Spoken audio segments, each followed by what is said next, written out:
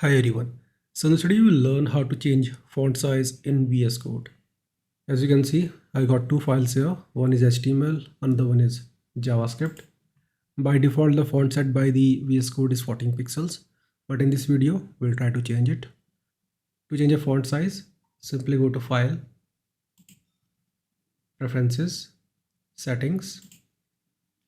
Here you will get this option, font size.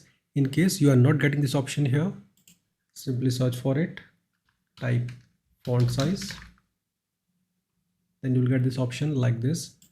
You can see by default it is 14 pixels, so let's make it 18 pixels.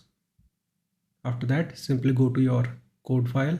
Let's go to HTML file. You can see the font size is increased for both HTML file as well as for the JavaScript file. So that's all what you have to do. You can simply close this settings tab like this. I hope you got the point how it actually works. See you in the next video. Have a nice day.